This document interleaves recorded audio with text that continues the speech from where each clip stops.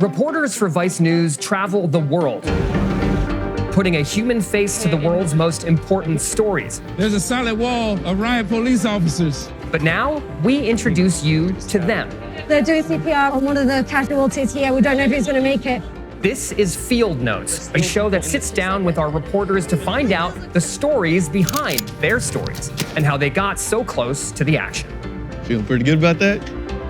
In this episode, we hear from the team that went back into some of the worst hit areas in Ukraine, the Kharkiv and Donbas regions, following months of conflict with Russia, to gain a clearer understanding of the ever-changing and volatile front line.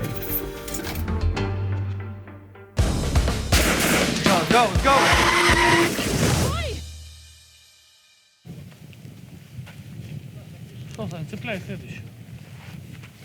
This position is now under direct fire. We just got an incoming shell that just hit right above us. The entire building shook. It seems like the Russians know where this place is and they're firing on it right now. Go, go, go!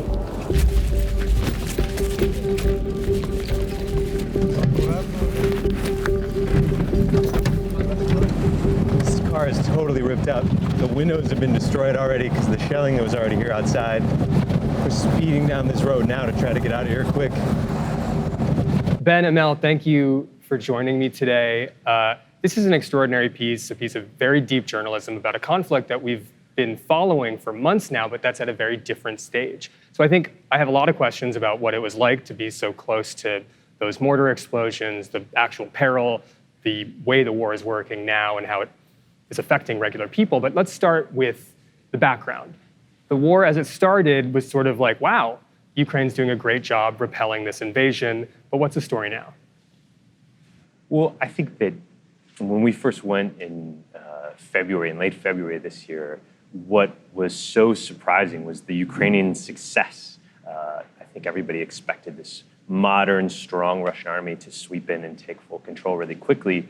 And after just a few weeks, you could see that the Ukrainians were really undervalued and really overperforming than what people expected. Now, after all of that, after so many months spent in that zone, I think Russia has really reconsolidated in a way that has made them focus in really strong and focused ways.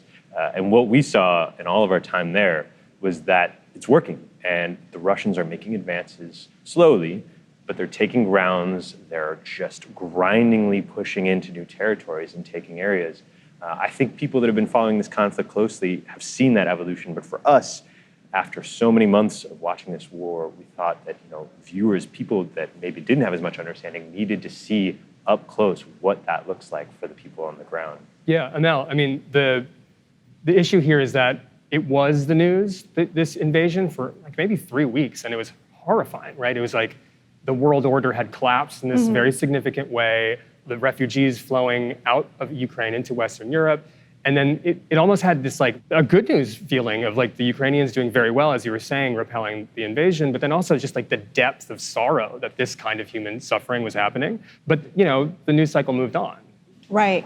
I think that happens with every kind of conflict, right? In that the initial shock of the news is what everyone pays attention to, if the people involved in that conflict are lucky, sadly. But then over time, there is a lot of fatigue when it comes to that kind of news, but you can't forget that is still going on and people are still sort of being shelled. People are still having to escape their homes. People are having to make really hard decisions about their lives. And I think it's really easy to kind of move on and forget. And I think especially in the United States, people sort of took on the narrative that, oh, okay, this war, the Ukrainians are doing well, let's look away. And I think even as we were sort of seeing this more nuanced picture of a counteroffensive, a push and pull, we were sort of getting the sense that people, especially here in the United States, got a sense that, oh, actually, it's almost done and Ukraine has won and this war is not as complicated as it actually is. But obviously there's always a lot of nuance when you're on the ground. So let's talk about being on the ground then, because you were there earlier in the conflict, I believe, right? And then you were there more recently. What was the sort of the strategy of how to tell this story, how to see what you needed to see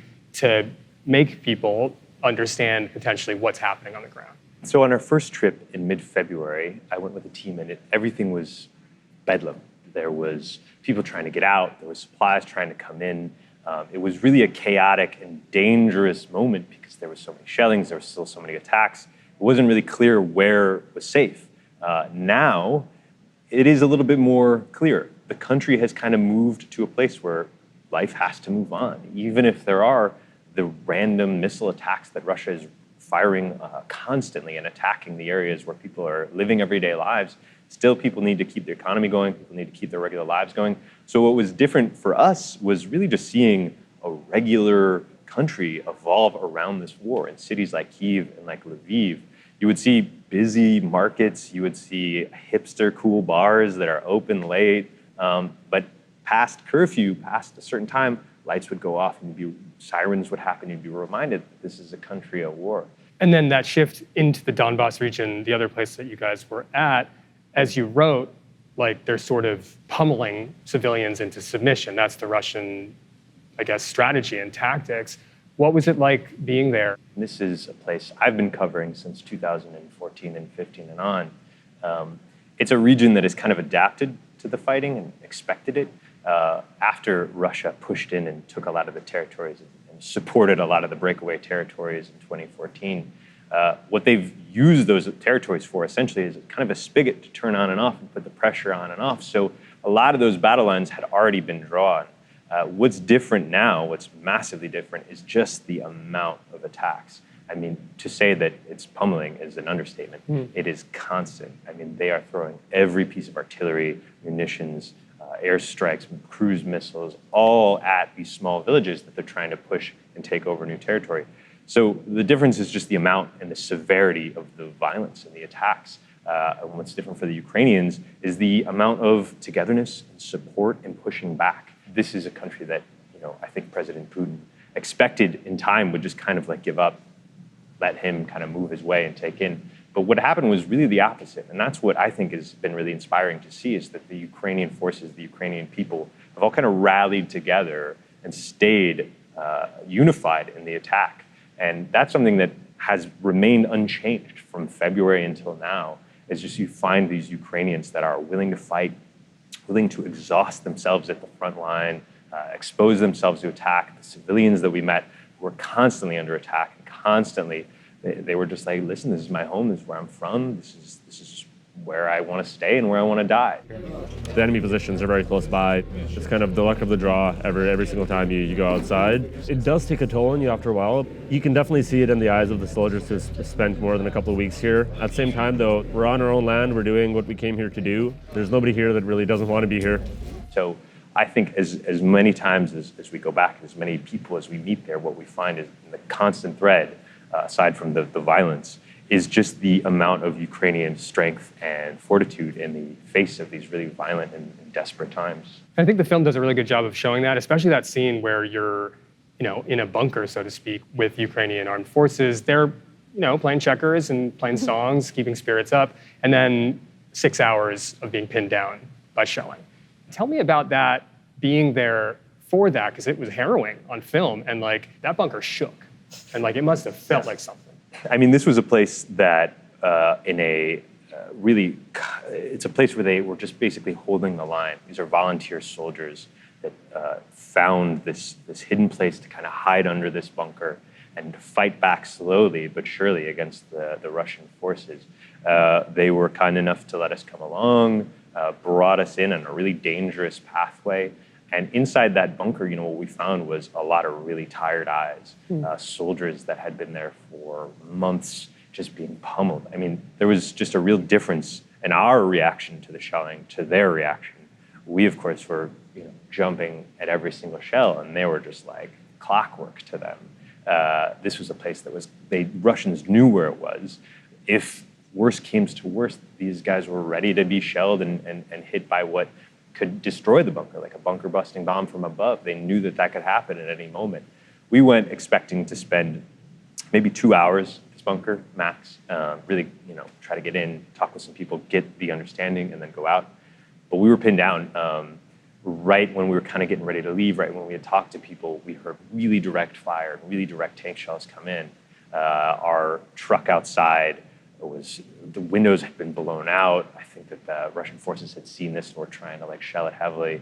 But they were really experienced. The Ukrainian forces knew kind of the intervals, how long they would take to reload, and they used all this to kind of calmly and smartly kind of plan a way out. We were pretty amazed just how responsible and friendly and open they were in the face of this really dangerous time. But as you can expect, it was just any moment could be the end for some of these soldiers, and in the face of that, they were ready and they were prepared. So it was really inspiring and impressive. What was it like for you, Mel? I was outside of that bunker. Okay. But I didn't see Ben for a solid 8 hours, which is a very frightening thing. Yeah. And I was sort of hearing, it wasn't as bad on our end, but on our end, the soldiers who were it was me and a group of soldiers on the outside, a good 20 minutes from where they were. Frankly, I would have rather been in that situation, because it was a very frightening thought to think that my colleagues were far away and I wasn't even sure what was happening to them. I was thinking about it later. I think that's a reflection of what it's like to be a person whose family members are fighting in this conflict, to not know for days on end when your brother or your father or whoever it is going to come back, when they're going to resurface on WhatsApp and say, hey, I'm safe, or if they're not going to. I thought a lot about that. Now, one of the last people that we see in the film is an older person in Kharkiv. And, part of what I think about a lot is like, there are people who can leave conflict zones, and this is around the world, and there's people who can't, either for health reasons, for reasons of not having the means to do it, or otherwise. And so it's oftentimes the most vulnerable who are left in the positions of the most danger. Tell me about what it was like talking to her. Tell me about the decision to have that kind of be the way to bring the conflict from like bombs dropping, from soldiers firing, to people living. Right. I mean, I believe in the power of being as close as possible to a front line. And we take that risk very often in all parts of the world. But I do think that ultimately what brings it home is an actual real human lived experience. And with Nadia specifically, we met her very organically. It was the first thing we did. We were driving in Kharkiv. It was extremely, it was at the beginning of the counteroffensive, so you're constantly every few minutes hearing bombing and shelling in the background, and she just happened to be outside feeding the birds. And she was just one of those people to me who I will never forget, no matter how long I live on this planet, because she was a sign of that kind of resilience, what it takes for a real human being to sort of live through this. I thought of my grandmother who passed away, but I thought of her in her last years. It's a time of sort of looking back at your life and enjoying the fruits of your life, hanging out with your grandchildren, whatever it is. And she instead is now sitting here getting shelled and pummeled. It's just an unfair thing for someone to experience. But when we met her, she was the sign of resilience. She was someone who was just willing to stay there. And there was something incredibly memorable about her, and I think that's the most important thing we can do as journalists, is to be as close as possible to these front lines, but also to be as close as possible to the people who are experiencing that. And that moment where she gets shelled was a frightening moment, but the way she sort of responded to it, she was very scared, but then she went on, when it was over, she went on about her business and was back to feeding all the animals. Идем, мой мальчик, идем. Кушать хочешь? What was it like when the strike hit your house? Я была в большой комнате, и бегом на свое место, где мое кресло. И туда зажала. Вот так, оно страшно было. Звон, это, и все. Do you worry about being killed here? Боюсь, конечно. Вот это самое страшное, что залетит. Будем надеяться, что все обойдется. Должно закончиться. Не может же это постоянно продолжаться.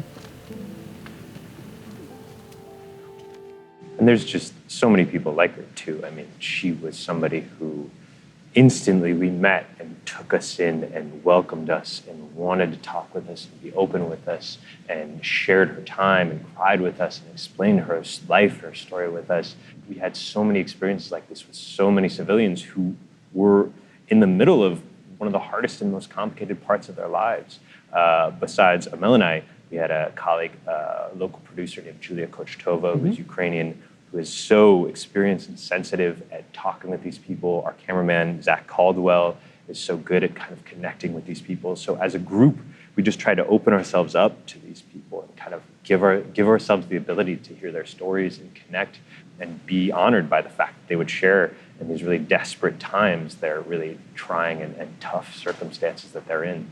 And this is such an important story because the war continues even when a lot of the attention has drifted elsewhere. And I think what I was struck by as a viewer was the craft of the storytelling itself. I think the challenge I found covering the conflict in Ukraine specifically is that it is an ever-changing conflict. So it's changing day by day, and so we're adjusting what we think we're going to be able to say that is valuable to a viewer every single day as well. And it's big shifts, and it is on people's minds to an extent, and so it's constantly in the news. And so we were sort of readjusting every few days. And I think the counteroffensive in Kharkiv took us by surprise. And that's kind of a consistent thread in Ukrainian pushback in general. It took us by surprise how quick that was and how quick that turn was.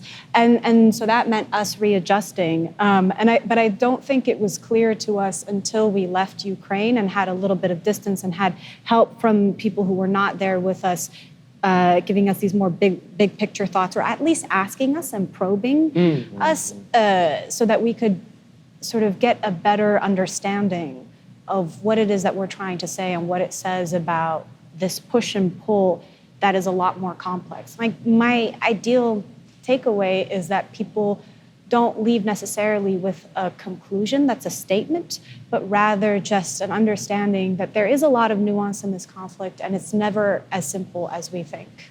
Now, you guys are very experienced conflict reporters, both in Ukraine, but then also in the Middle East and other regions. I guess I want to zoom out for a second because there's a line that really struck me about how Russia is trying to maximize chaos with minimal effort, and the ways they do that using different kind of missiles, like the tactical ways. But that is a strategy as far as like using civilians as your method, or like punishing civilians as your method of achieving political aims, geopolitical aims. That's happened around the world. Given all the experience you guys have had in conflict zones, what struck you specifically about what's going on here, and what are the through lines that you found?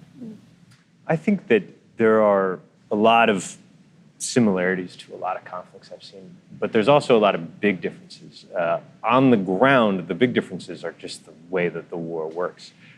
It is just a total war of attrition. It is just totally overhead at all times, lobbing, artillery lobbing, mortars, airstrikes, HIMARS, missiles back and forth at all times, which in one sense is really complicated and challenging and dangerous because those things are a huge risk, and there's not a lot of good, safe planning that you can do if they know where you are and you're in the middle of them. But the similarities that are in this war that so many others are just in the way that the world kind of watches and doesn't watch. I think we've both covered conflicts in the world that are aggressively undercovered and people don't get to see enough of, and those are really important. Ukraine is not that. Ukraine is something that I think the whole world has taken a view to, but I think now is an important time to kind of keep the attention strong and keep the understanding of this war at an important point, because I think the hope for the Russian government, the hope for a lot of the fighters doing this war is that slowly over time, the resolve of either side will fail. And I think our job as journalists is to keep the world informed and understanding of what's happening and how it's evolving. And like Amel said, it's always changing. All the time, there's something different. All the time, there's a different kind of push and pull as to who's taking what territory, as to what the strengths are for whichever force. And I think as we do our job and continue to go back and continue continue to cover this, it'll be important to kind of keep that in the minds of the viewer and keep people informed about how that works. Well, thank you both for talking to me about this and for all the reporting you've done, both on this piece and more broadly. And it's good to see you. Thank you. Thank you for having us. I'm Michael Learmonth, editor-in-chief of Vice News. Too often, traditional news outlets shy away from the real stories and experiences of those living through global conflicts. Not Vice News. Our reporters are on the ground, fearlessly covering the human stories that shape our world. You and millions of others can continue to read, watch, and listen to Vice News for free. But we hope you'll consider making a one-time or ongoing contribution of any size at vice.com/contribute. Every contribution, no matter how big or small, helps support the journalism Vice News brings to you every day. Thank you.